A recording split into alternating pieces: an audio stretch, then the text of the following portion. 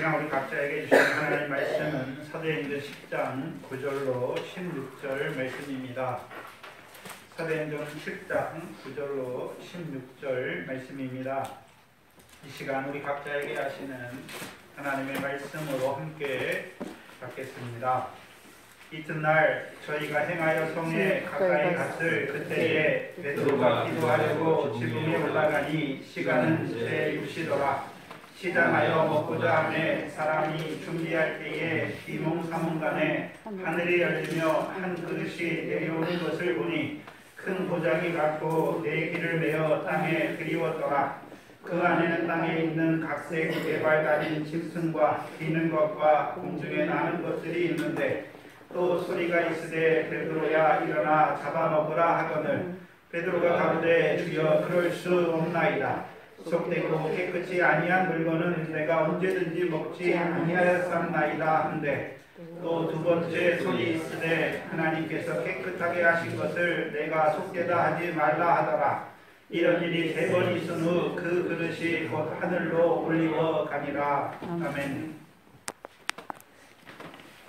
사도행전 10장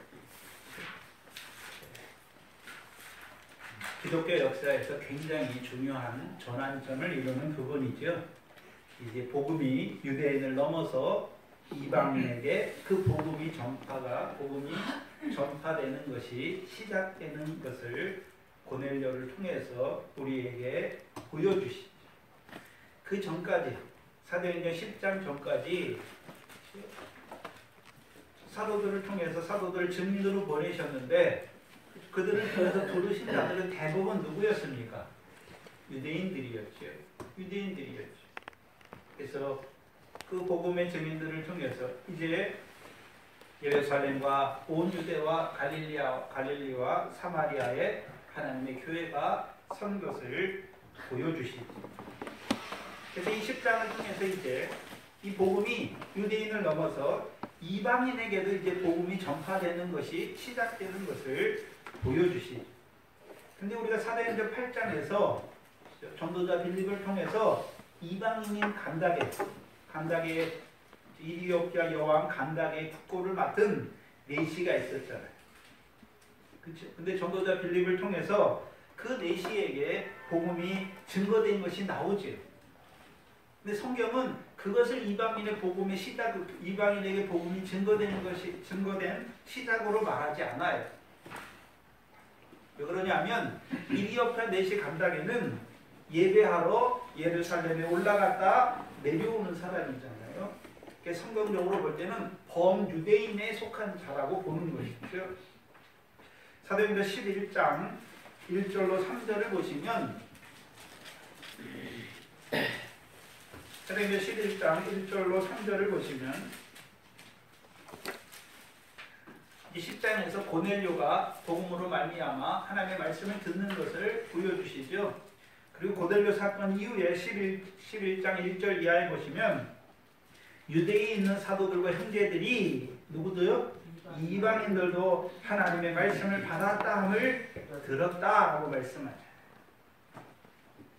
그런데 이디오피아 네시, 간닥의 국고를 맡은 네시가 분명히 빌립을 통해서 복음을 전함을 받았잖아요.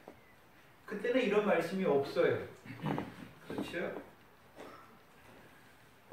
11장 2절에 보시면 베드로가 예루살렘에 올라갔을 때 할례자들이 힐난하여 가로되 내가 무할례자의 집에 들어가 함께 먹었다라고 말하는 것이. 그럼 네시는 이디오피아 간닥의 네시는 무할례자입니까? 할례 자체가 없는 자입니까? 무할례자가 아니란 말이죠. 왜요? 거세를 한 사람이죠. 그럼 이제 이 고넬료 사건을 통해서 무할례자였던 이방인들에게도 이제 복음이 전파된 것을 보여주시는 것입니다.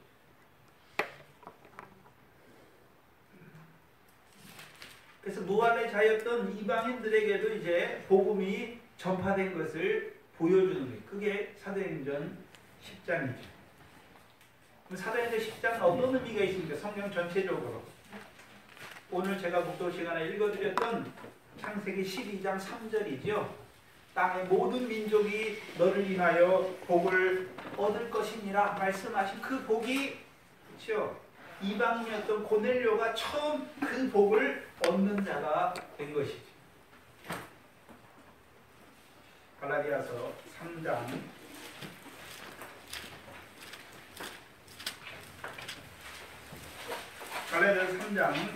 8절 9절입니다.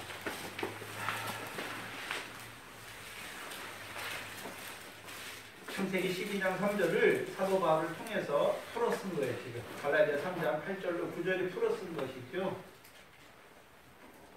8절에 보시면 하나님이 이방을 믿음으로 말미암아 의로 정하실 것을 성경이 미리 알고 먼저 아브라함에게 복음을 전하되, 아브라함의 복음을 전하되 뭐라고 전했습니까? 모든 이방이 너를 인하여 복을 받으리라 하였으니. 그런데 우리가 사도행전 처음을 보면 그 복이 처음에 누구에게만 먼저 갑니까? 유대인들이죠. 유대인들에게 가잖아요. 유대인들에게 그 복이 임했잖아요. 물론 모든 유대인들에게 임한 것이 아니죠. 믿음으로 부르심 받은 유대인들에게 임한 것이죠. 그럼 복이 무엇입니까? 복이 무엇인가요? 복의 내용이 무엇입니까? 믿음으로 말미암아 의롭다함을 받는 것이죠. 복이 무엇입니까? 믿음으로 말미암아 의롭다함을 받는 거예요. 의로 여기심을 받는단 말이죠. 이것을 신학적인 용어로 뭐라고 말합니까? 이신칭이다라고 말씀하는 거예요. 믿음으로 의롭다 칭함을 얻는다라고 말씀하시는 거예요. 그럼 믿음의 내용이 무엇입니까? 무엇을 믿는 것입니까?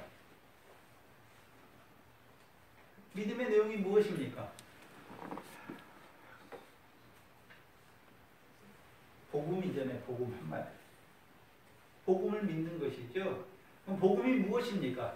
로마서 1장 2절이잖아요. 복음은 하나님의 아들에 대해서 선지자들로 미리 약속하신 것이죠. 그래서 하나님께서 그 아들을 보내실 것을 약속하신 거죠. 단순히 보내시는 것만 약속하셨습니까? 그 아들을 통해서 보내실 뿐만 아니라 그 아들로 고난받게 하시고 후에 영광에 들어가게 하실 것을 말씀하신 것입니다. 그걸 말씀하신 거예요. 그래서 하나님의 아들이 이 땅에 오셔서 하신 일이 무엇입니까? 고난받으시고 후에 영광에 들어가신 것이죠. 그럼 믿는다는 것은 뭘 믿는 것입니까?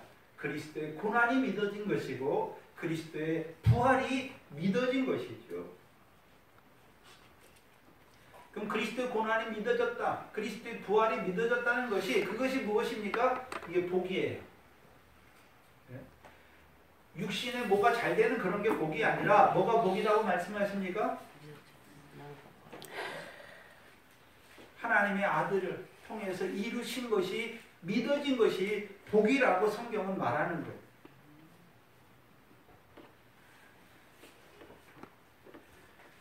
그래서 9절에 보시면 그러므로 믿음으로 말미암는 자는 믿음이 있는 아브라함과 함께 뭐를 받는다 말씀하십니까? 복을 받는다라고 말씀. 그럼 아브라함은 이미 뭐를 받은 자였습니까? 그의 인생에 복을 받은 자들. 그럼 사도행전 10장에서 이 복이 이제 누구에게 처음으로 임하는 것입니까? 무할례자 이방인이었던 고넬료가 이 복을 받는 자가 되는 것이죠. 근데 이 복은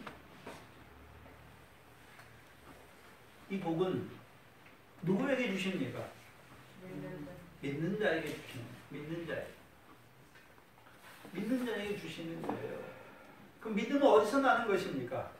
들음에서 나는 거예요. 들음은 그리스도의 말씀이죠. 그래서 고넬료가 베드로를 청하는데 왜 청합니까? 그리스도의 말씀을 듣기 위해서 청하는 것이.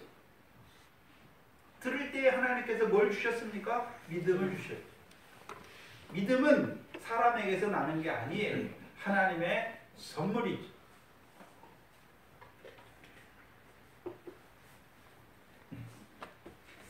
그래서 저와 여러분이 이 복을 받았잖아요. 그렇죠? 저와 여러분이 복을 받았어요. 근데 그 복은 우리가 뭐 다른 사람보다 의로우니까 우리의 무엇을 보고 주신 것이 아니죠. 우리가 다른 사람보다 의롭거나 다른 사람보다 거룩하기 때문에 다른 사람보다 착하기 때문에 우리의 행위를 보시고 뭘 보시고 주시는 것이 아니란 말이죠. 하나님의 은혜로 우리를 부르신 것이죠. 그래서 예수 믿는 사람은 복의 개념이 달라져야 되는 것이죠. 물론 육신적인 복도 있어요. 그러나 성경이 말하는 근본적인 복이 무엇입니까? 복음이 믿어지는 것. 복음이 믿어지는 것이죠. 그리스도의 고난과 그리스도의 부활이 나와 무슨 상관이 있는 줄 아는 게 복을 받은 자라는.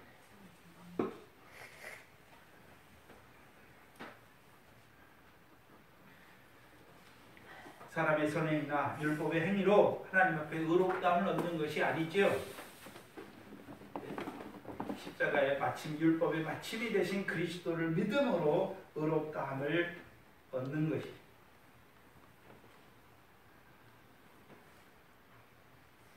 그렇다면 우리가 생각해야 되는 것은, 그럼 구약에 살았던 육적 이스라엘, 그들은 먼저 하나님께서 그들의 율법의 옛 언약으로 그들을 하나님의 선민으로 부르셨지 않습니까? 2000년 동안이나 아브라함부터 그들을 불러주시고 예수님 오시기까지, 그래서 이 복음이 이방인에게 전파되기까지 그들을, 성경에서는 그들만 하나님의 백성이다 라고 말씀하셨죠. 그럼 육적 이스라엘을 율법으로 말미암아 하나님의 선민으로 먼저 부르신 이유가 무엇입니까? 먼저 부르신 이유가 무엇이었습니까? 그들에게 율법을 주신 것은 율법의 행함으로 의롭다함을 얻게 하시기 주신 것이 아니라 로마서 3장 20절에 율법으로는 죄를 깨닫게 하시기 위해서 주신 것입니다. 그래서 육적 유대인들이 율법의 언약으로 부르심 받았잖아요. 그럼 그들이 율법을 받아가지고 그 율법을 통해서 먼저 자기가 죄인임을 알게 하시는 것입니다. 그렇죠? 그래서 죄를 깨닫는 자들로 하여금 이제 어디에 나아가게 하십니까? 성막에 나아가게 하셔서 짐승의 제사를 통해서, 그렇죠? 하나님의 자비와 긍휼을 맛보는 자로 살게 하신 것입니다.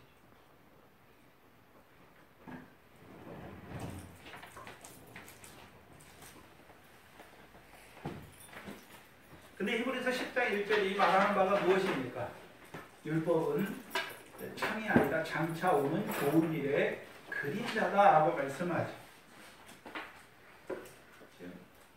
그 히브리서 10장 1절이에요. 율법은 장차 오는 좋은 일의 그림자다. 그럼 율법 아래서 제사 드리는, 짐승의 피를 가지고 제사 드리는 것, 그 짐승의 피가 그 사람들의 죄를, 그 당시 그 짐승의 피를 가지고 나왔던 사람들의 죄를 없이 할 수 있습니까? 없지요. 없어요. 그래서 짐승의 피로 제사 드리는 자들, 그건 그림자잖아요. 뭐를 비추는 그림자입니까? 이 땅에 속제물로, 대속제물로 오실 하나님의 어린 양을 비추는 그림자예요. 그래서 하나님의 어린 양이, 하나님의 아들이 이 땅에 오셨잖아요. 뭐하러 오셨습니까? 많은 사람을 위한 대속물로 죽으시기 위해서 오신 것입니다. 그래서 죽으심으로 저들, 의롭다함을, 율법으로도 의롭다함을 얻지 못하는 저들을, 그렇죠? 그리스도께서 십자가의 죽으심으로 의롭다함을 얻는 자들로 세우시기 위해 오신 것입니다.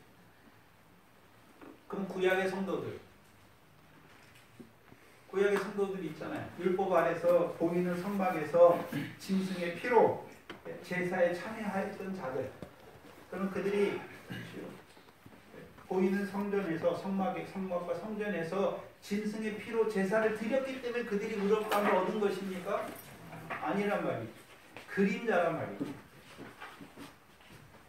우리가 지금은 그림자 안에서 보이는 성막에서 짐승의 피로 제사로 나아가지만 이 짐승의 피가 우리의 죄를 없이 하는 것이 아니라 하나님께서 선지자들로 약속하신 대로 하나님의 아들 그리스도께서 이 땅에 오셔서 우리의 죄를 위하여 십자가에 고난 받으실 것, 죽으실 것을 믿는 믿음으로 제사를 드리는 거예요. 그들이 그 믿음으로 드리는 제사가 의롭다함을 얻는 것입니다. 근데 유대인의 문제가 무엇입니까? 유대인의 문제가 무엇입니까? 율법 아래 드리는 제사를 그림자가 아니라 그거를 참 실제로 참 형상으로 생각해 버린 것이죠. 그래서 자기들이 제사를 드리기 때문에 우리는 의롭다함을 얻는다. 자기들이 율법을 행하기 때문에 하나님의 말씀을 행하기 때문에 율법을 행하기 때문에 우리가 의롭다함을 얻는다 하는 자기 의를 의지하는 자들이 된 것이죠. 하나님이 율법 그림자로 주신 복음 하나님의 아들을 비추는 그림자로 주신 그 율법이 오히려 그들이 오해하여서 그 율법을 가지고 행함을 의지함으로 의롭다함을 얻으려는 그 자리에 떨어진 것이죠. 그것이 로마서 9장에서 10장 4절까지의 말씀이에요.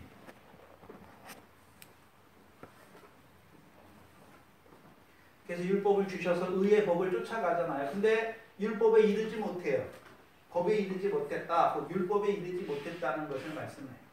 무슨 말씀이냐면 하나님이 율법을 주신 목적이 무엇입니까? 죄를 깨닫게 하시고 그 죄인들을 위하여 오실 하나님의 어린 양을 바라보는 자로 세우시기 위한 것이죠. 근데 육적 이스라엘이 율법의 의를 쫓아갔어요. 근데 어떻게 됐습니까? 행함을 의지함으로 부딪힐 돌에 부딪혀서 넘어지는 자가 된 것을 보여주시는 것입니다. 그러면 구약에 있는 자들도 자기들이 보이는 성전에 나가서 제사라는 행위를 드렸기 때문에 의롭다함을 얻는 것이 아니란 말이에요.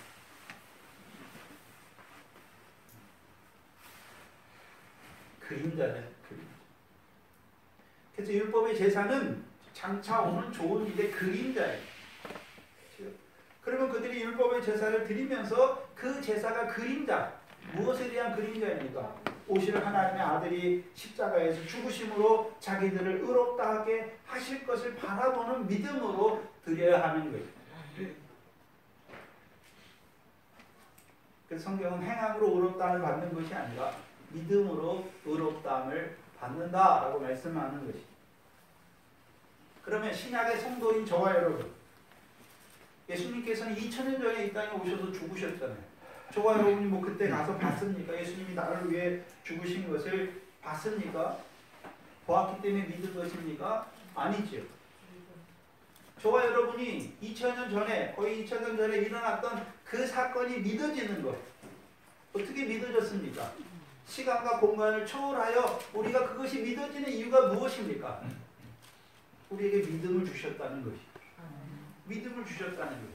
그래서 예수님이 십자가가 왜 죽으셨습니까? 내 죄를 위하여 죽으셨다는 것이 믿어지는 것이죠. 그래서 구약에 있는 성도들도 믿음으로 의롭다함을 얻는 것이고 신약에 있는 성도들도 뭐로요? 믿음으로 의롭다함을 얻는 것이죠.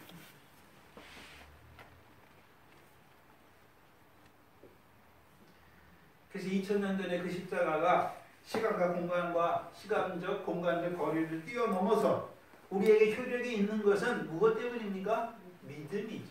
근데 믿음은 누가 주셨습니까? 하나님의 선물이죠.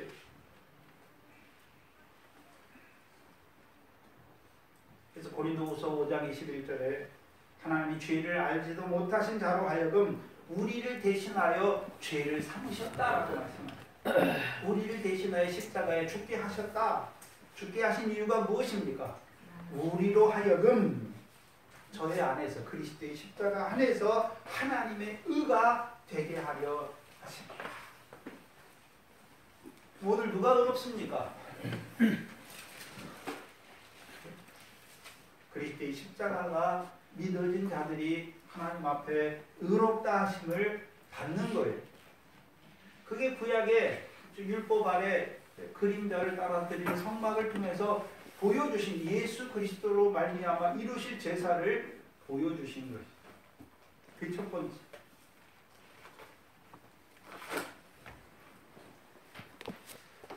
그런데 히브리서 8장 5절을 보시면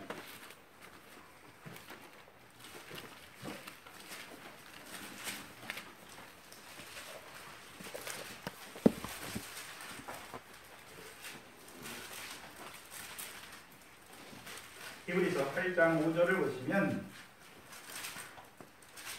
5절에 저희가 섬기는 것은 하늘에 있는 것의 모형과 그림자라. 여기 저희가 섬기는 것은 레위인들이 해마다 대제사장의 레위인들이 보이는 성막과 성전에서 하나님을 제사로 섬기는 것을 말해요. 그래서 5절에 보면 저희가 성막에서 섬기는 것은 하늘에 있는 것의 모형과 그림자다라고 말씀하시죠. 율법의 제사는 두 가지의 모형과 그림자예요. 여기를 적어 놓으시고 10장 1절을 가시면 10장 1절을 가세요. 그래서 10장 1절에 율법이라고 말하는 율법 아래 드리는 제사는 율법 아래서 율법을 따라 드리는 제사, 성막과 성전에서 드리는 제사는 장차 오는 좋은 일의 그림자다라고 말씀하죠. 그럼 구약에 하나님께서 성막과 성전에서 보이는 그림자와 형상으로 모형으로 제사 드리게 했는데 그것은 두 가지의 그림자와 모형이죠. 첫 번째는 장차 오실 하나님의 아들로 오셔서 그가 십자가에서 죽으실 그 제사를 예표하는 그 제사를 보여주는 그림자이고, 근데 또 하나는 어디의 그림자입니까? 하늘에 있는 것의 그림자예요. 그림자. 그럼 모세 때 주신 성막에서 제사를 드리게 했잖아요. 율법 아래서. 그거는 두 가지의 모형과 그림자란 말이죠. 그렇죠? 첫 번째는요, 하늘에서 드린 제사의 모형과 그림자고, 또요 장차 오실 좋은 일, 예수 그리스도로 말미암아 드려질 제사의 그림자란 말이죠.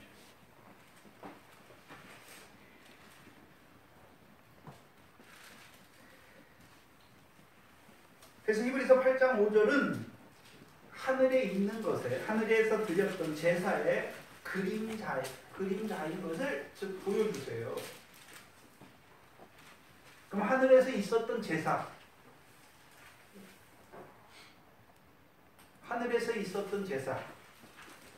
지난 시간 오후 시간에 그 가죽옷을 통해서 말씀드렸지요. 창세기 3장에 아담이 범죄하지요. 선악과를 먹지 말라 하셨는데 먹잖아요. 먹으면 정녕 어떻게 됩니까? 죽는다 말씀했잖아요. 근데 아담의 육신은 안 죽었어요. 창세기 3장에 보시면 아담과 여자가 선악을 알게 한 나무 실과 따먹었어요. 근데 육신은 안 죽었어요. 그럼 뭐가 죽었습니까? 창세기 2장에 보면 생명이잖아요. 아담을 지으시고 하나님이 그 코에 생기를 불어넣으니까 그가 뭐가 되었습니까? 생명이 되었죠. 생명이 되었단 말이죠. 그래서 생명이 된 그가 하나님이 지으신 모든 피조물을 아담에게 이끌어 오시니까 그가 짓는 게 다 뭐가 되는 것입니까? 그들의 이름이 되는 거예요. 그럼 생명이 된 아담은 하나님이 지으신 피조물의 뜻을 알고 있어요. 그러니까 이름을 짓는 거예요. 근데 아담의 범죄로 인해서 아담의 육신은 안 죽었는데 뭐가 죽었습니까? 영이 죽은 것이고요. 아담의 영이 죽은 거예요.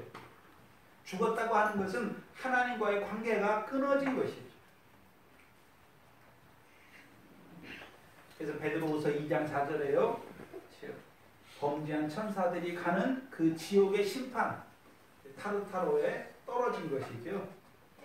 그래서 신약에서 말하는 지옥은 두 가지예요. 우리말에는 지옥이 똑같은데 헬라어에서는 지옥이 두 가지예요. 마태복음 5장에 내 오른쪽 눈이 실족하거든 빼어내어 버리라. 한쪽 눈이 없는 것이 온몸이 지옥에 던지지 않는 것보다 낫다라고 말씀하죠. 마태복음 5장에는 몸이 가는 지옥이에요. 몸이 가는 지옥. 그건 게헨나예요. 게헨나. 근데 범죄한 영이 가는 지옥이 어딥니까? 그건 지옥이라고 말하는데 헬라어로 타르타로예요. 전혀 다른 개념이에요. 마태복음 5장의 지옥은 꺼지지 않는 불, 지옥불을 말하는 거예요.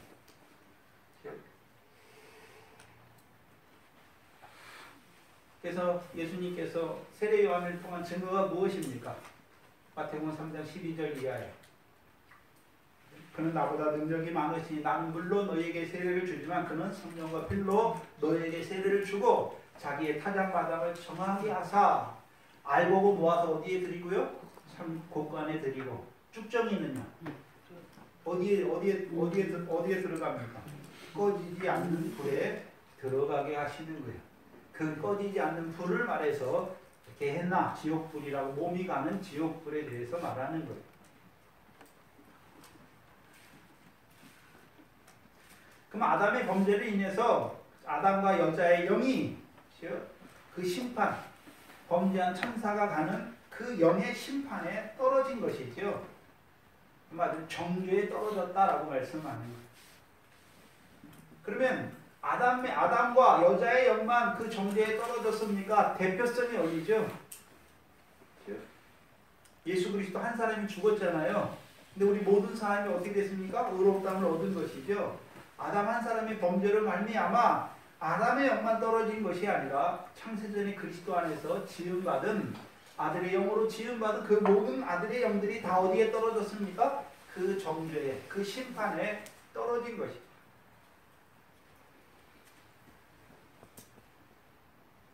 근데 하나님께서 일찍 죽임을 당한 하나님의 어린 양이신 지극히 높으신 하나님의 제사장이신 멜기세덱의 제사로 인해서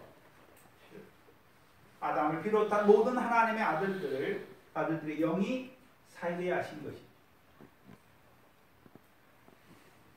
그래서 하늘에서 드려진 제사를 깨닫는 아담이 이제 자기 아내의 이름을 짓는 거예요. 뭐라고 짓습니까? 하와, 모든 산자의 어미라고 짓는 것입니다. 그럼 아담이 뭘 보고 있습니까? 선악과를 먹게 하심으로 말미암아 죽은 것을 보는 것이고 또요 하늘에서 이루신 제사로 말미암아 산 것도 보는 것이죠. 아담만 살았습니까? 모든 하나님의 아들들의 영이 살았습니까? 모든 하나님의 아들들의 영이 산 것을 보는 것입니다. 이들에게 하나님께서 가죽옷을 입혀주시는 거예요. 한마디로 가죽옷은 무엇이냐 하면 하늘에서 이루신 구원을 보는 자로 살아가게 하신 거예요.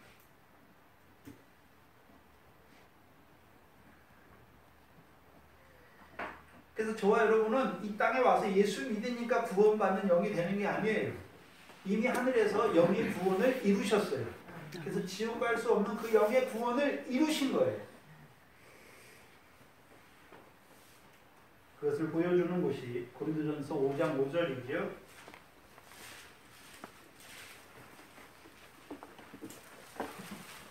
고린도전서 5장 5절입니다.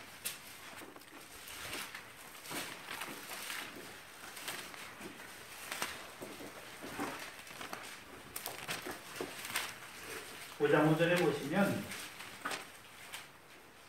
신약 268페이지인데 이런 자는 5장 1절이죠. 고린도전서 5장 1절에 너희 중에 고린도 교인들 중에 심지어 음행이 있다 함을 들었으니 이런 음행은 이방인 중이라도 없는 것이라 누가 그 아비의 아내를 취하였다 하는도다. 그래서 이방인 중에도 없는 그 일이 교회 안에서 이루어지는 거예요.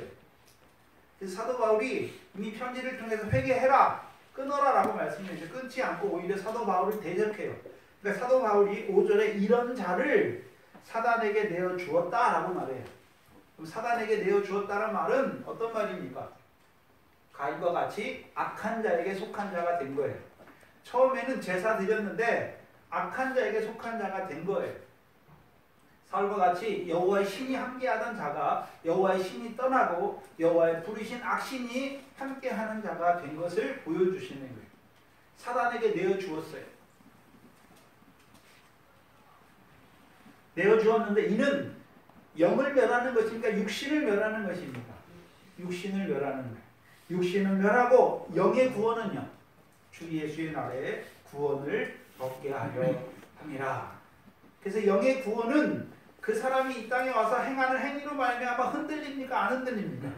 안 흔들리는 거예요.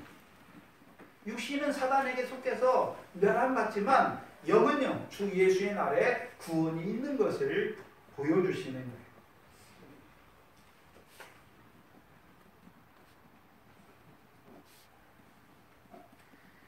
그래서 구원의 순서는 하늘에서 영의 구원을 이루시고, 그렇죠? 이 땅에서 예수님께서 이 땅에 오신 이유가 무엇입니까? 이 땅에서 육신의 구원을 이루시는 것이죠. 근데 대개의 경우는 저와 여러분이 믿게 되는 순서는 어떻게 되냐면, 이루어진 구원의 순서는 하늘에서 이룬 것 같이 땅에서도 이루시는데, 그렇죠? 대개의 경우 저와 여러분이 믿게 되는 경우는 이 땅에서 우리의 제사장인 예수 그리스도께서 십자가에 죽으신 것이 먼저 믿어지는 것이죠. 먼저 믿어지는 거예요.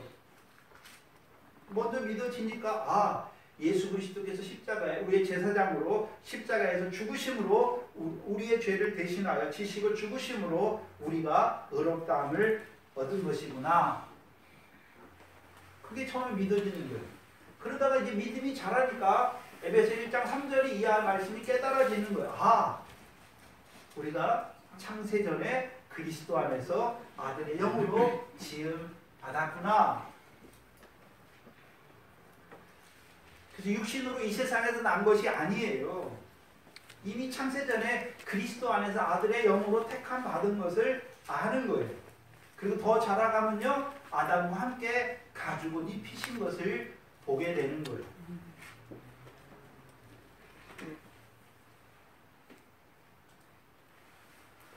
근데 원래 구원의 시간적 순서는 하늘에서 이루신 것 같이 땅에서도 이루시는 것이죠.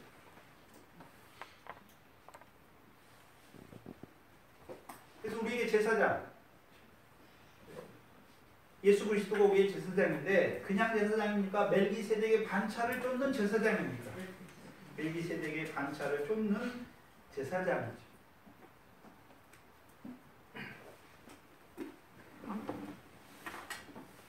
그래서 이제 하늘에서 이루신 구원을 보는 자들이 행위를 따라, 사람의 육체를 따라 판단하지 않는 것이죠.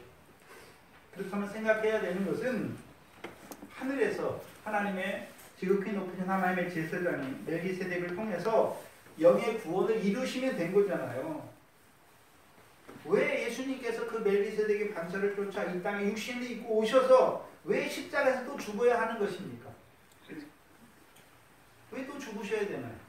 왜 예수님께서 왜 멜기세덱의 반차를 쫓아 육신을 입고 이 땅에 오셔서 우리의 제사장으로 왜 십자가에 죽으셔야 하는 것입니까? 저와 여러분이 영으로 있을 때, 하늘에 있을 때는 이 세상에 왔습니까? 오지 않았습니까? 오지 않았죠. 그러면 이 세상 죄가 있나요? 없나요? 없잖아요. 근데 저와 여러분 이제 육신을 입고 이 세상에서 오면서부터 이 세상에서 무슨 죄를 짓나요? 세상 죄를 짓는 것이죠. 이 세상에서 와서 짓는 그 세상 죄에서도 주께서 십자가의 죽으심으로 구원하시는 거예요. 그래서 요한복음 19장 30절에 예수님께서 십자가에서 거의 마지막 말씀이 무엇입니까? 다 이루었다라고 말씀해요. 하늘에서 이루신 것처럼 육신을 입고 멜기세덱의 반차를 쫓아 육신을 입고 이 땅에 오셔서 이제 십자가의 죽으심으로 제사를 이루신 거죠. 제사를 완성하신 거죠.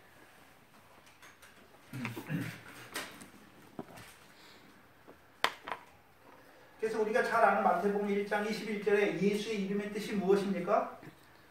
자기 백성을 저희 죄에서 구원할 자로 오신 거예요.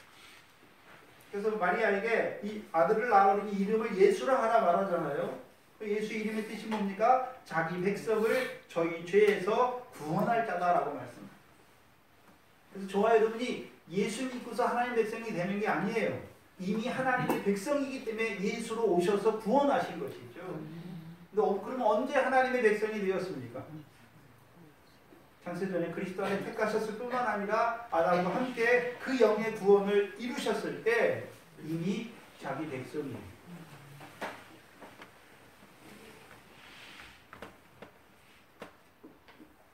그래서 저와 여러분이 하늘에서 그 영의 구원을 이루시고 육신을 입혀서 우리를 이 바깥 같은 세상에 보내신 것이에요. 그래서 그 사람이 육체로 예수 믿든지 안 믿든지 그의 영의 구원은 상관이 없어요. 판단할 게 없어요. 그래서 요한복음 8장 15절에 너희는 육체를 따라 판단하나 나는 아무도 판단하지 않노라 라고 말씀하신 거예요. 그래서 우리는 대부분 뭐 갖고 판단합니까? 저 사람의 구원을, 저 사람의 행위를 가지고 판단하죠. 육체의 행위를 가지고 판단해요. 저 사람이 예수 믿었네? 그럼 저 사람이 구원이 있고, 저 사람이 예수 안 믿네? 저 사람은 구원이 없다 라고 말하는 거예요.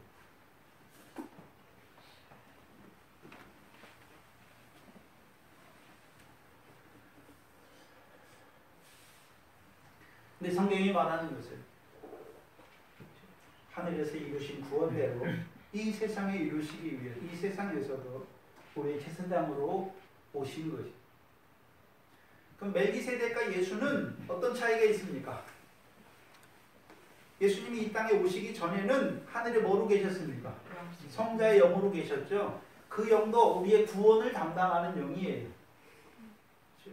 그래서 구원하시기 전에 하늘에서 제사를 드리시기 전에는 성자의 영이고, 제사를 드리시면 지극히 높으신 하나님의 제사장 멜기세덱이. 그래서 그 멜기세덱의 영이 육신을 입고 예수님으로 이 땅에 오시는 거예요. 그래서 우리가 하늘에서 이루신 것처럼 이 땅에서도 하나님의 백성의 모든 죄를 위하여, 이 세상에서 와서 짓는 모든 죄를 위하여, 그들의 죄사함을 위하여 피를 흘리신 것입니다.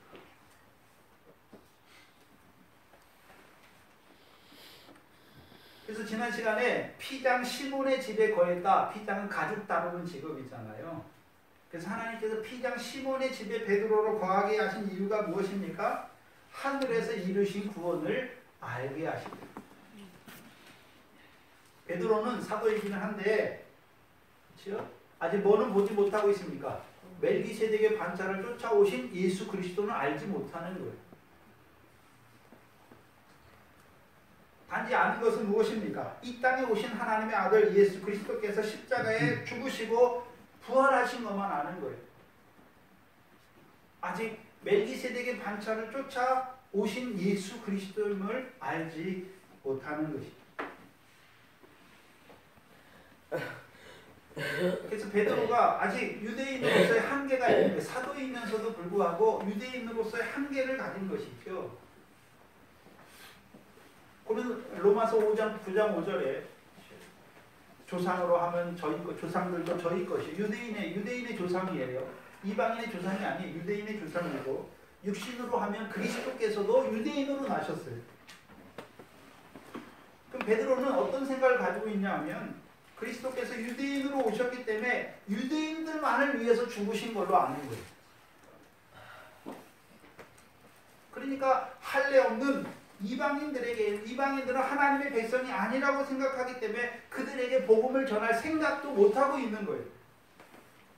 왜 그렇습니까? 육신을 따라 판단하기 때문에. 유대인들은 뭐가 있습니까? 하나님의 준 율법이 있고, 그 율법 안에 제사를 따라 살아가잖아요. 근데 이방인들은요, 그런 것이 없단 말이죠. 그러니까 이방인들은 그런 것이 없으니까 육체를 따라 저들을 판단하는 거예요. 저들은 구원이 없다라고 판단하니까 저들에게 복음을 전할 생각도 안 하는 거예요.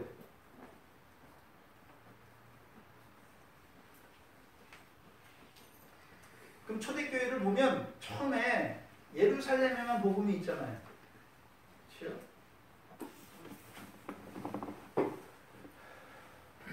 분명히 하나님께서 사도행전 1장 8절에 예루살렘과 온 유대와 사마리아까지, 그쪽 땅끝까지 증인으로 보내실 것을 말씀하시죠.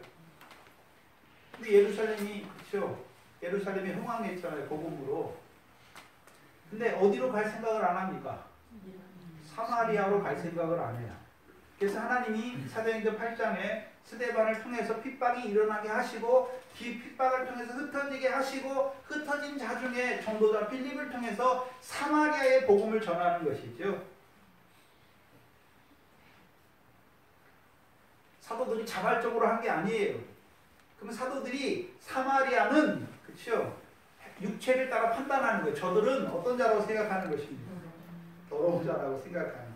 사마리아 사람들에게 복음을 자발적으로, 만약에 육체를 따라 판단하지 않았다면 사마리아 사람들의 육체의 행위를 보고 더러운 자라고 판단하지 아니하고 그들에게도 복음을 전했겠죠. 근데 전하지 않아요.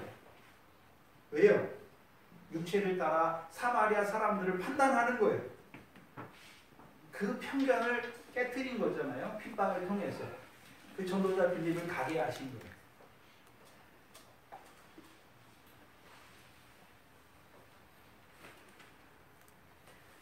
그래서 사마리아인들에 대한, 그렇죠? 사마리아인들 육체의 행위로 그들의 육체를 따라 판단하는 그 편견은 깨졌는데 아직 뭐가 남아 있습니까? 이방인들에 대한, 그렇죠? 이방인들의 행위로 판단하는 그 편견이 아직 남아 있는 거예요. 이방인들을 육체로 판단하잖아요. 그러니까 그들은 어떻다고 생각하는 것입니까? 구원이 없다, 부정한 자들이다 생각하고 그들에게 복음을 전하지 않는 것입니다. 왜 그렇습니까? 왜 그렇게 되는 것입니까?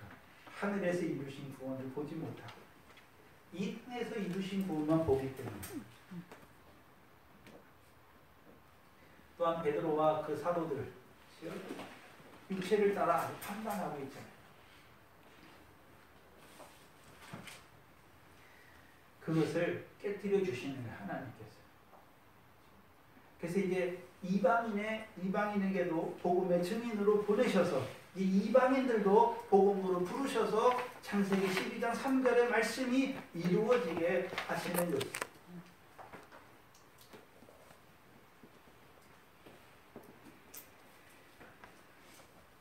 9절에 보시면, 오늘 본문 9절에 보시면, 이튿날 저희가 행하여 성에 가까이 갔을 그때에, 그럼 저희는 누굽니까? 고넬료가 보낸 사람들이죠. 고넬료가 베드로에게 보낸 사람들이에요. 근데 누구를 보냈습니까? 아무나 보내는 것입니까? 아니죠. 10장 7절에 마침 말하던 천사가 떠나매 고넬료가 집 하인 둘과 종들, 병사들 가운데 경건한 사람 하나를 불러 이 일을 다 고하고 보내잖아요. 그러면 고넬료가 보낸 하인과 병사 중에 한 명 있잖아요. 경건한 사람이라고 말하죠. 그럼 고넬료가 10장 2절에 보시면, 사도행전 10장 2절에 고넬료가 경건하여 온 집으로 더불어 하나님을 경외했다라고 말하죠. 그러면 육신의 자기 식구들만 믿습니까? 자기 밑에 있는 하인들과 자기 종졸들도 다 믿는 자들입니까? 믿는 자예요. 그렇죠? 이 일을 다 고하죠. 10절에 보면 이 일을 다 고하죠. 이 일이 무엇입니까? 천사로 지시하신 거죠. 믿지도 않는데 그 사람한테 천사가 말한 것을 가서 말하라 하면 말할 수 있습니까? 없어요. 그래서 사도행전 10장 22절에 보시면 저희가 이제 베드로에게 와서 말하는 게 나와요. 저희가 대답하되 백부장 고넬료는 의인이요 하나님을 경외하는 자라 유대 온 족속이 칭찬하더니 저가 거룩한 천사의 지시를 받아 너를 그 집으로 청하여 말씀을 들으려 하느니라 말씀. 그럼 베드로만 말씀을 사모하고 있습니까? 이들도 하나님의 말씀을 사모하고 있습니다. 이들도 하나님의 말씀을 사모하는 것입니다. 그럼 천사에 대해서 알지도 못하는데 보내는 게 아니란 말이지요. 그래서 이들이 가이사랴에서 베드로가 있는 요빠까지 거의 한 50km예요. 고넬료의 보내심을 받고 그 성으로, 요빠 성으로 가고 있는 그때를 보여주시죠. 그때에 베드로가 기도하려고 지붕에 올라가는 시간은 제6시더라. 그래서 유대인들의 기도 시간이 정해져 있어요. 3시, 6시, 제9시예요. 3시는 9시고 9시는 우리나라 시간으로, 6시는 우리나라 시간 12시고 9시는 오후 3시를 말하죠. 그래서 대부분의 경우에는 제3시와 제9시에만 기도 드리러 가요. 근데 이제 제6시에도 기도 드리러 가잖아요. 다니엘이 바벨론의 총리로 있을 때 예루살렘을 향하여 내 창을 열고 하루에 몇 번 기도합니까? 3번 기도할 때 제3시, 제6시, 제9시에 기도하는 거죠. 뭘 위해 기도합니까? 다니엘이 뭘 위해 기도하나요? 예레미야로 하신 말씀을 깨닫고 기도하잖아요. 그러면 이 베드로도 지금 기도하고 있지요. 기도하려고 올라가. 뭘 위해 기도할까요? 뭘 위해 기도할까요? 자기를 복음의 증인으로 하나님이 세우셨잖아요. 복음의 증인으로 세우셨잖아요. 그럼 이 복음이 전파되기를 기도하는 것이죠. 여기 보시면 특이한 것은 지붕에 올라가서 기도하잖아요. 근데 사도행전 초반부에는 이 사도들이 기도할 때 항상 성전에 올라가서 기도했어요. 근데 이제는요, 성전에 올라가지 않고 어느 집에 가든지 지붕에 올라가서 기도하고 있죠. 그러면 이제 베드로가 루다와 욥바에도 거했잖아요. 그럼 루다와 욥바에도 거할 때에도 그때도 뭐 했겠습니까? 거하는 집에서 지붕에 올라가서 기도했겠죠. 주 이름으로 기도하는 것이죠. 특이한 것은 피장 시몬의 집에서 지금 기도하러 올라가는데 피장 시몬의 집은 어디에 있습니까? 어디에 있나요? 10장 6절이죠. 사도행전 10장 6절에 보시면 피장 시몬의 집은 어디에 있습니까? 해변에 있다라고 말씀합니다. 해변에 있다. 이렇게 성경에 어떤 집이 해변에 있다라고 말한 게 여기가 유일해요. 그래서 집이 그냥 있으면 있었지 왜 해변에 있다라고 특이하게 해변에 있다라고 딱 명시를 해놓는단 말이죠. 그래서 시몬 피장의 집은 해변에 있느니라 라고 말씀하신단 말이에요. 뭘 보여주시는 것입니까? 창세기 49장 13절 말씀이 어떻게 이루어지는지를 보여주시는 거예요. 창세기 49장 13절이죠. 이스라엘이 죽기 전에 그 12아들에 대해서 그 지파에 대해서 예언한 거예요. 그래서 그 예언이 어떻게 응하여지는지를 보여주시는 거예요.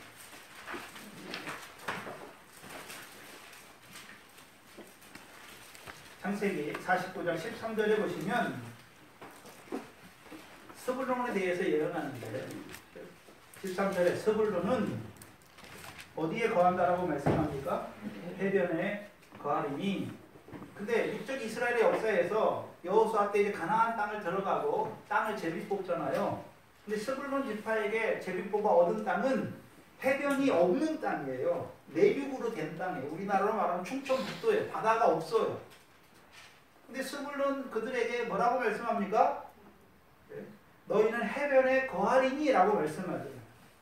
스불론 땅은 여호수아 때 주신 땅은 해변이 없는 내륙에 있는 땅이에요. 지파 그들에게 기업으로 주신 땅인데 13절에 보니까 스불론은 해변에 거하리니 그것은 무슨 해변입니까? 해변은 해변이다 라고 말씀하세요.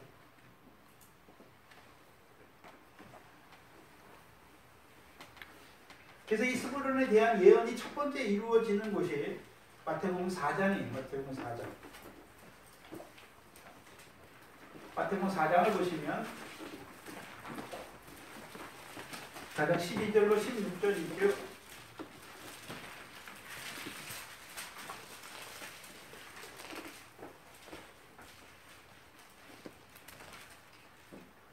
마태복음 4장 12절 이하에 보시면 예수께서 요한의 잡히심을 들으시고 갈릴리로 물러가셨다가 나사렛을 떠나 어디로 가셨습니까?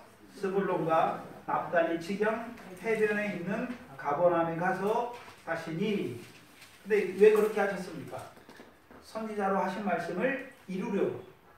선지자로 하신 말씀을 이루려고 그렇게 하신 거예요. 15절에 선지자 이사야로 하신 말씀이 이루어지는데 15절 무슨 말씀입니까? 스불론 땅과 납달리 땅과 요단강 저편 해변들과 이방의 갈릴리여 흑암에 앉은 백성이 큰 빛을 보았고 사망의 땅과 그늘에 앉은 자들에게 빛이 비추었도다 하였느니라. 그래서 그 말씀이 이루어지는 거예요.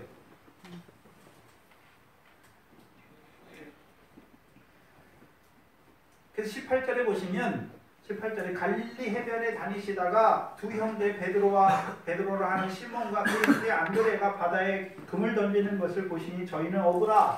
그들에게 말씀하시되 나를 따라오너라. 내가 너희로 하여금 뭐가 되게 하시겠다라고 말씀하십니까? 사람 낳는 어부가 되게 하리라 말씀하시는. 제자들을 부르셨잖아요. 처음 제자들을 부르시는 거예요. 제자들을 왜 불렀습니까? 뭐 하는 자로 세우시려고요? 사람 낚는 어부로 세우시기 위해서. 그럼 어부들이 사람을 낚으려면 뭘 타고 가야 됩니까? 배를 타고 가야 되는 거예요. 배를.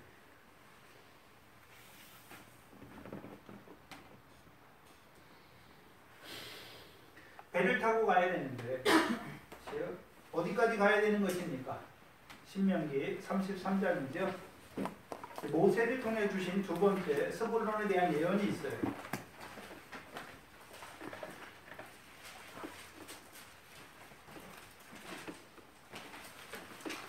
이 모세가 죽기 전에 이스라엘 백성에게 광야 연단을 통과한 이스라엘 백성에게 마지막으로 그 12지파에 대해서 예언하는 거예요. 특별히 스불론에 대해서 예언하죠. 18절에 신명기 33장 18절 이하에 보시면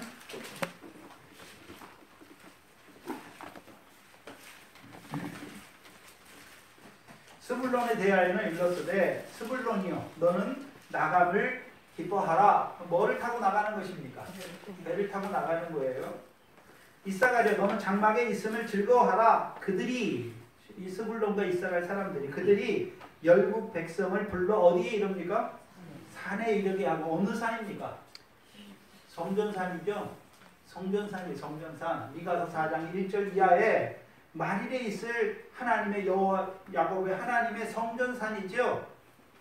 그 보이는 성전산, 육신에 보이는 성전산을 말하는 것입니까? 예수 그리스도께서 육체로 세우신 성전에 나오게 하는 것입니까? 육체로 이루신 성전이잖아요. 그의 고난과 그의 부활을 믿게 하는 것이죠. 산에 이르게 하여. 그럼 누가 그 일을 하는 것입니까? 스불론 사람들이 사랑하는 어부가 되어서 열국 백성, 이방인들이잖아요. 열국 백성은 불러 어디에 이르게 하는 것입니까? 산에. 성전산이죠. 예수 그리스도로 말미암아 이루신 성전산에 이르게 하는 것이죠. 거기서 이제 어떤 제사를 드리는 자로 세우는 것입니까? 의로운 제사를 드릴 것이며. 그럼 성전산에 불러요. 그 복음을 증거한단 말이죠. 그러면 그 듣는 자 중에 이제 예수 그리스도의 고난과 부활이 믿어지는 자들이 있잖아요. 그럼 그들은 어떤 자가 되는 것입니까? 의로운 제사를 드린 자가 되는 거예요. 그리스도의 십자가로 말미암아 자기가 어떤 자가 되었습니까? 의로운 자가 된 것을 믿게 되는 거예요. 그게 의로운 제사예요. 히브리서 10장 10절이죠. 예수 그리스도께서 단번에 죽으심으로 우리가 거룩함을 입었느니라 말씀하십니다. 그럼 이제 제자들을 사람 낳는 어부로 부르셨잖아요. 어부가 해야 되는 일이 무엇입니까? 먼저는 유대인들이에요. 유대인들을 복음으로 불러서 하나님의 의로운 자로 세우는 것이죠. 그런데 그 배면을 해변에서 그 지경이 창세기 49장 13절에 유대인들에게만 있으니까 시도네까지 지경이 넓어진다라고 말씀하십니다. 시도네까지 가야 되는 거예요. 시도네까지 가야 되는 거예요. 그럼 시도네 간다는 의미가 무엇입니까? 이제 시도네는 이방인들이 사는 지역이에요. 그래서 이제 열국 백성 이방인들도 그 성전산으로 불러 의로운 제사를 드리는 자들로 세우는 그 일을 해야 하는 것입니다. 그래서 사사기 3장에 보시면 사사기 3장 1절로 4절이고요.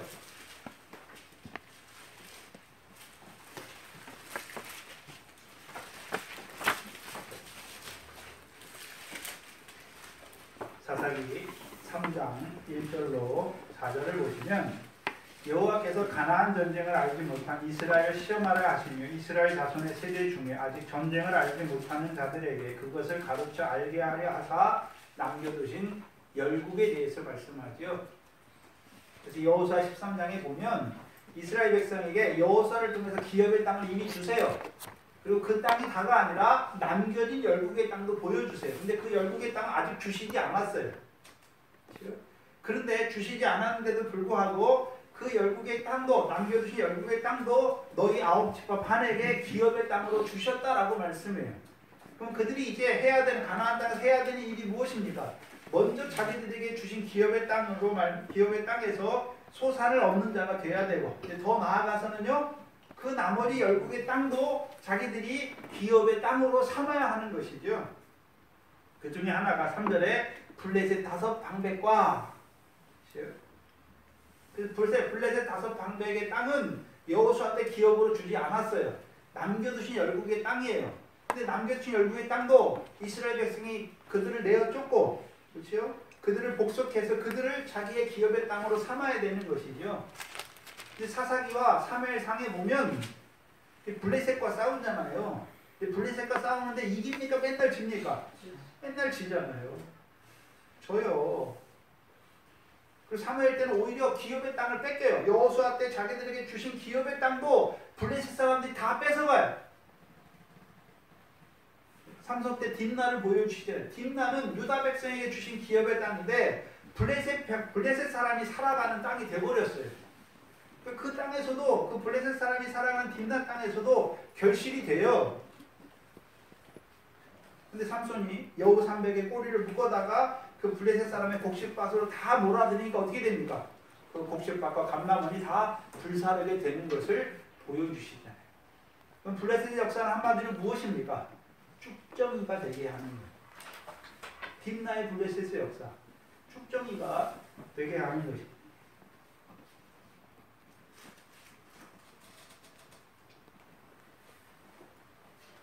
그래서 남겨두신 열국 중에 하나가 세 번째가 그렇죠. 3절에 보면 블레셋 5방백과 가나안 모든 사람과 그 다음에 어느 사람입니까? 시돈 사람. 시돈 사람. 그럼 구약에서는 그 시돈까지 가서 그 시돈의 땅도 자기들이 기업의 소유로 삼아야 하는 것이죠. 근데 신약에서는 하나님께서 시돈 땅, 무슨 땅을 우리에게 기업으로 주신 건 아니죠. 그렇죠? 땅을 기업으로 주신 게 아니에요. 시돈까지 나아가는 과정이 마태복음 15장에 보이죠.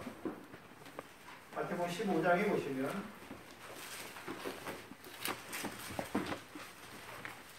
21절로 28절이죠. 마태복음 15장 21절로 28절입니다.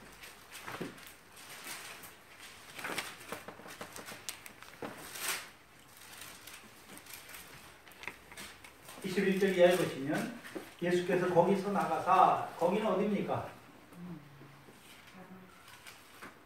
거기서 나갔잖아요. 그러면 마태복음 15장 1절로 20절의 말씀이 이루어지는 곳에서 나간 거예요. 그렇죠? 그래서 마태복음 15장 1절에 예루살렘에서 내려온 서기관들 있죠. 바리새인과 서기관들 있죠. 이들이 하는 일이 뭡니까? 장로들이 유전을 지켜요. 근데 장로들이 유전을 지키는 것이 예수님께서 뭐라고 말씀합니까? 너희가 사람의 계명으로 하나님의 말씀을 폐하는 자들이 된 것이죠. 거기를 떠나시는 거예요, 예수님이. 거기를 떠나서 어디로 가십니까? 두로와 시돈 지방으로 들어가시잖아요. 두로와 시돈 지방으로 들어가시잖아요. 그러면 그 당시 두로와 시돈은 이방인이 사는 지역이에요. 특별히 두로와 시돈을 말씀하시죠. 에스겔서 28장에 보면 두로 왕에 대해서 말씀하세요.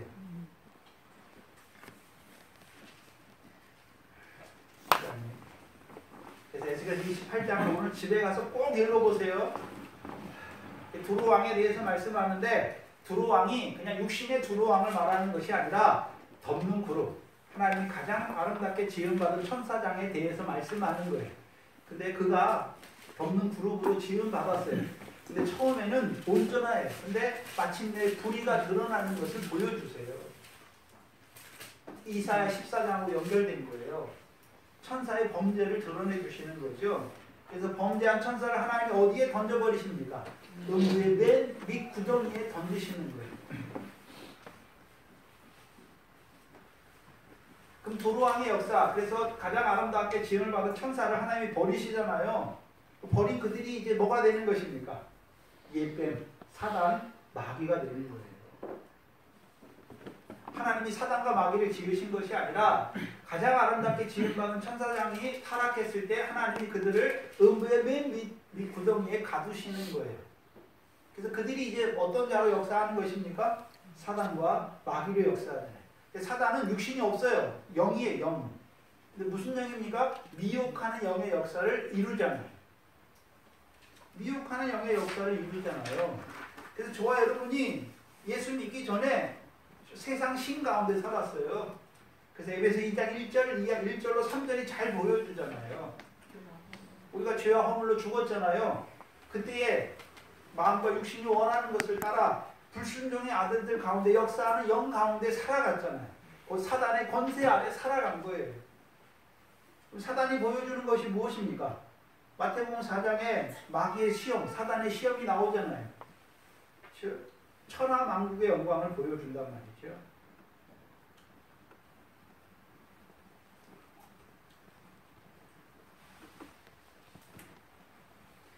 그러면 도로와 시돈 지방으로 간다는 것은 그렇죠.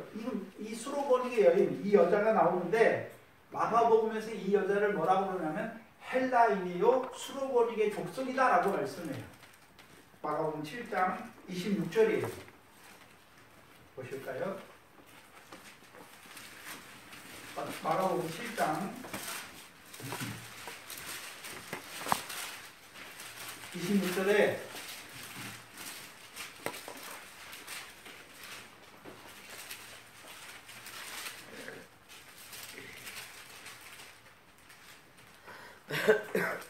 그 여자는 무슨 어디 사람입니까?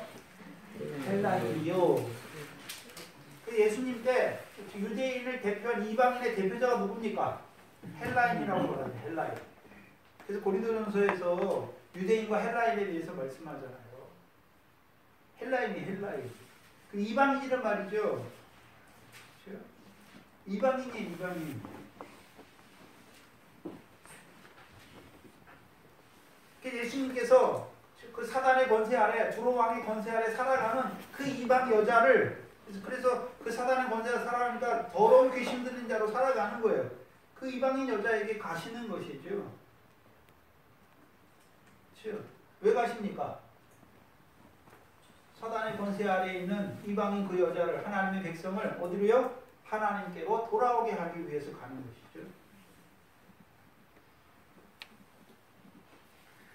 구약에서는 시돈 땅을 기업으로 삼아야 되는데 신약에서는 무엇입니까? 두로왕의 권세에 살아가는 이방인으로 살아가는 하나님의 백성에게 백성을 사단의 권세에서 하나님의 권세로 돌아오게 하는 거예요. 사도행전 26장이잖아요. 사도 바울을 사왕과 증인으로 부르신 이유가 무엇입니까? 어둠에 있는 자들을 빛으로, 사단의 권세에 있는 자를 하나님의 권세로 돌아오게 하기 위해서.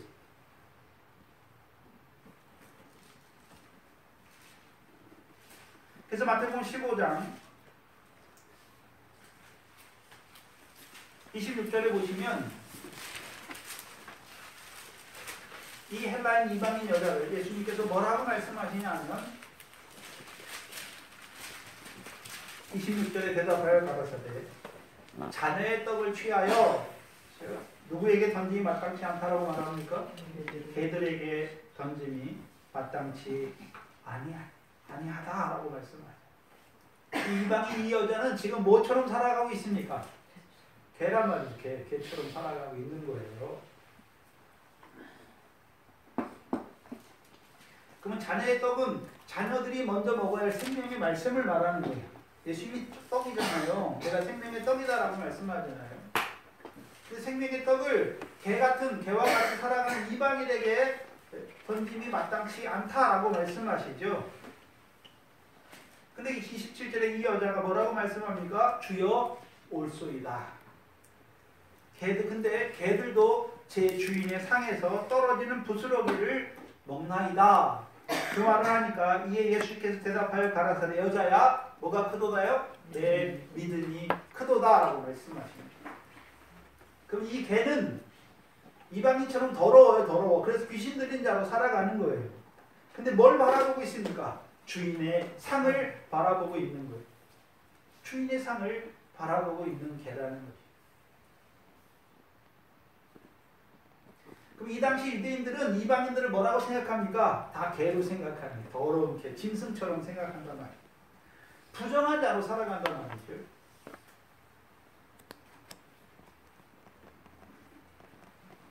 근데 이 여자는 자신의 부정함을 아는 것이죠. 그래서 주인의 상을 바라봐요. 왜 바라봅니까? 부정한 자기를 깨끗게 하실 상을 바라보는 것이죠. 그 떡을 바라보는 자가 된 것이죠.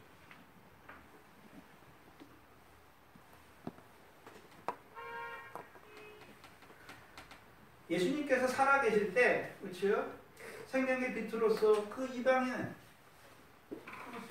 두로의 권세 아래 살아가는 그 사단의 권세 아래 살아가는 이방인에게 직접 가셔서 생명의 떡으로 가셔서 그렇죠? 그를 구원하신, 그 자녀를 구원하신 것을 보여주셨잖아요. 그걸 다 봤어요, 베드로가. 근데도 아직도 어디에 있습니까? 육체를 따라 판단하니까 이방인들에게 복음을 전하지 않는 거예요. 왜요? 이방인들은 개라고 생각하는, 부정하다라고 생각하는, 더럽다라고 생각하는, 속되다라고 생각하기 때문에 그들에게는 가지 않는 것입니다.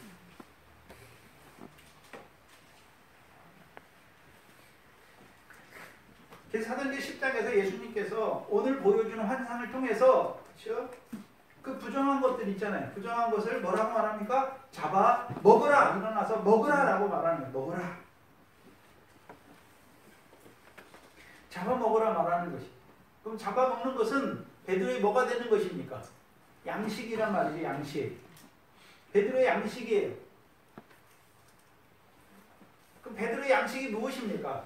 육신을 먹는 걸 말하는 게 아니죠. 요한복음 4장에 예수님의 양식은 무엇이었습니까? 자기를 나를 보내신 하나님의 뜻을 행하고 그의 일을 이루는 것이 나의 양식이다라고 말하는 것이죠. 그럼 하나님이 베드로를 사람 낳는 업으로 세우신 이유가 무엇입니까?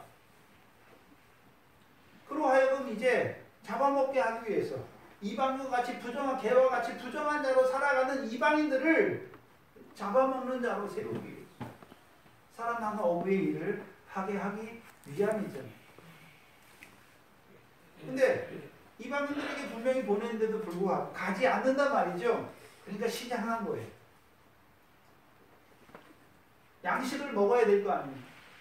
양식을 먹지 않고 있으니까 시장한 거예요.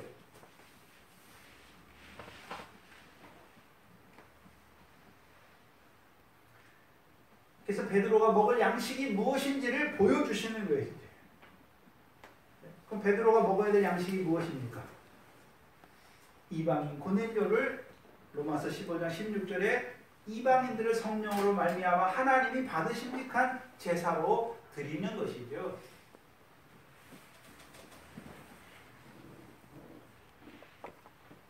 근데 베드로의 문제는 무엇입니까?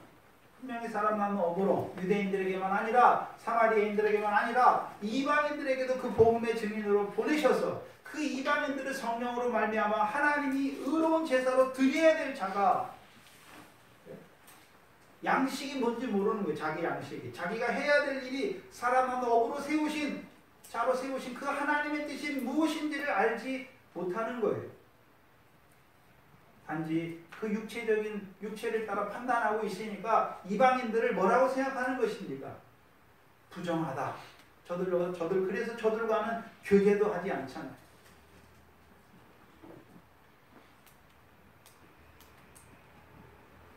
무엇을 보지 못하기 때문에 이렇습니까?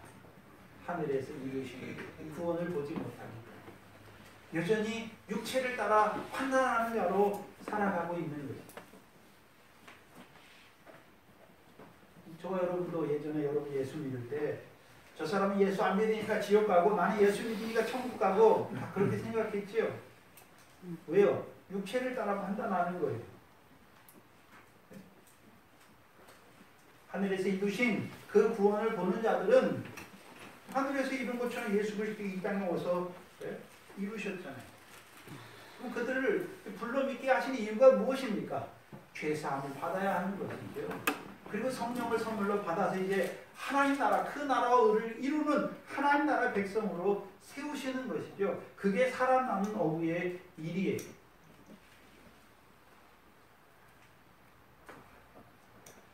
그래서 그들도 믿음으로 말미암아 의롭다함을 얻은 자로 세워서 아브라함과 함께 복을 받은 자로 세우는 그것이 이 사람 많은 업으로 부르심 받은 베드로의 양식이란 말이에요. 근데 아직 어디로 가지 못하고 있습니까? 시돈에나 가지 않는 거예요. 왜요?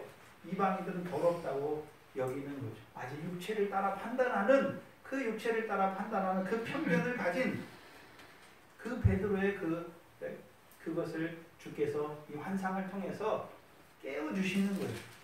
그리고 보내시는 거예요. 여러분들도 복음을 전할 때 이 사람이 너무 악해요. 그럼 악한 사람은 예수 못 믿는 것입니까? 아니에요.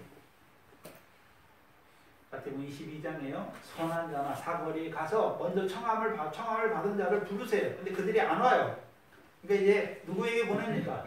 사거리에 가서 누구든지 만나는 대로 선한 자나 악한 자나 다 데려오라 라고 말하는 거예요.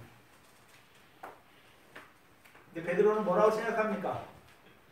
이 이방인들은 악한 자로 살아가는 거예요. 그러니까 부를 수 없다라고 생각하는 그 가운데 있는 거예요.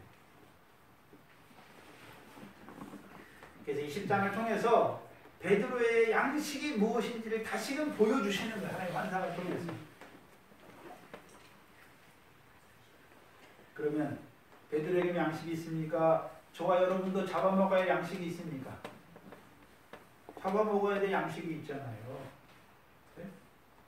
하나님이 여러분에게 주신 자녀들 어떤 자로 살아가고 있습니까? 이방인처럼 살아가죠. 더러운 자들로 살아가죠. 여러분의 육신의 고르게 친척들 어떤 자로 살아가고 있습니까? 근데 그들이 누굽니까? 하늘에서 택하신 자. 근데 알지 못하고 그 가운데 살아가니까 오늘도 불순종의 아들들 가운데 역사하는 영 가운데 살아가니까 여전히 사단의 권세 아래서 마음과 육신과 마음이 원하는 대로만 살아가는 본질상 진노를 자체하는 자로 살아가는 그들. 그 진노 가운데서 죽이시는 것이 하나님의 뜻이 아니잖아요. 그들을 그 가운데서 돌이켜 살게 하시는 것이 하나님의 뜻이죠. 예수님의 제자들만 살아나는 업으로 세우셨습니까? 저와 여러분을 제자로 부르신 이유가 무엇입니까? 먼저는 주님의 분부한 것을 가르쳐 지키게 하는 것이요. 이제 우리를 그리스도 예수의 일꾼으로 세워서 우리도 복음으로 말미암아 이방인들을 성령이 받으심직하는 하나님이 받으심직하는 의로운 제사를 드리는 자들로 세워가는 그 일을 하는 것입니다. 그 일을 교회가 하는 것이죠. 그게 우리의 양식이에요. 이 교회의 양식입니다. 이 교회를 세우신 그 하나님의 뜻과 그의 일을 이루는 복된 교회가 되기를 주의 이름으로 축원합니다. 기도합니다.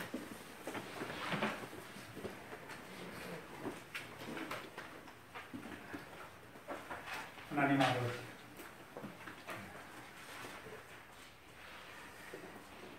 오늘 이 베드로를 통하여 예전에 우리도 육체를 따라 판단했던 미련한 우리들의 모습을 다시 한번 돌이켜 주십시오. 아버지 하나님 감사합니다. 우리도 예전에 우리가 남들보다 의로워서 남들보다 선하니까 하나님께서 우리를 부르신 줄 알아. 또한 사람의 육체의 행위를 따라 판단할 때가 많아서 오히려 불쌍히 여기는 것이 아니라 정죄하고 판단하고 증오했던 미련한 저희들의 삶을 돌아보게 하시고 이제는 하늘에서 이루신 것처럼 그 땅에서 이루어 가시는 그 하나님의 뜻을 깨닫게 하시고 오늘도 그 사단의 권세 아래 있는 자들에게 우리를 사람 마음의 업으로 보내시기를 그 양식을 먹는 자로 살아가기를 원하는 저희 교회가 되게 하시니 감사합니다. 아버지 하나님 이때에 이 교회를 사람 마음의 업으로 세워주셨사 오늘도 그 허물과 죄로 죽은 자로 살아가는 알지 못하여 그 가운데 살아가는 그들을 그 진노를 자취하는 그들에게 이 복음을 증거하는 사람 많은 어부의 일을 잘 감당하는 이 교회가 되게 하여 주시옵소서. 하나님 앞에 나올 때 하나님께서 우리에게 주신 것들 가운데 구별해야 되는 11조 감사 주의를 우리에게 주신 모든 것이 하나님의 은혜임을 알게 하시고 그 은혜를 인하여 더욱 감사하게 하시고 우리에게 주신 모든 것을 믿음으로 하늘에 쌓아가는 저희들의 한날 한날의 삶이 되게 하여 주시옵소서. 이 교회에 속한 권속들을 붙들어 주시고 하나님 믿음을 더해 주시고 이제 복을 받은 자로 우리를 부르셨어요. 그 복의 복을 더하여 주시옵소서. 그 복으로 말미암아 하나님께 감사하는